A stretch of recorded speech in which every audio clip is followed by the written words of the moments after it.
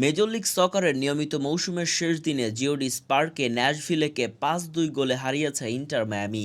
Messi করেছেন ৩টি গোল ও একটি অ্যাসিস্ট। এই হ্যাট্রিকের মাধ্যমেই তিনি নিশ্চিত করেছেন ২০২৫ এমএলএসের গোল্ডেন বুট। ২৮ ম্যাচে মেসির গোল সংখ্যা ২৯টি আর অ্যাসিস্ট সংখ্যা ১৯টি। সব মিলিয়ে এক মৌসুমে মোট ৪৮ গোলে অবদান তার। এমএলএসের ইতিহাসে এটি দ্বিতীয় সর্বোচ্চ অবদান। শীর্ষে আছেন কার্লোস ভেলা, যার অবদান ৪৯ গোলে। ৩৫তম মিনিটে প্রথম গোল করেন মেসি। জর্ডি আলবার পাস থেকে গোলটি করেছেন তিনি।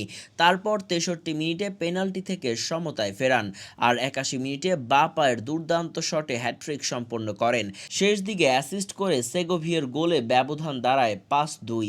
এই জয়ে ইন্টার মায়ামির নিয়মিত মৌসুম শেষ করেছে ইস্টার্ন কনফারেন্সে তৃতীয় স্থানে ৬৫ পয়েন্ট নিয়ে।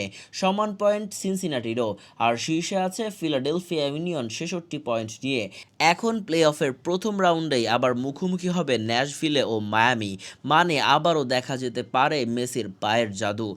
বয়স বাড়লেও মেসির জাদু তো থামছেই না। প্রতি মৌসুমেই যেন নতুন ইতিহাস লিখছেন ফুটবলের এই জাদুকর। সুপ্রিয় দর্শক মণ্ডলী, আমাদের প্রতিবেদনটি আপনাদের পছন্দ হলে লাইক দিন, কমেন্টে লিখুন আপনি কি মনে করছেন, মেসি কি আবারও ট্রফি জিতবেন। আর ফলো করুন স্পোর্টস টুডে বাংলা। এতক্ষণ আপনাদের সাথে ছিলাম আমি মর্তুজা তানভীর।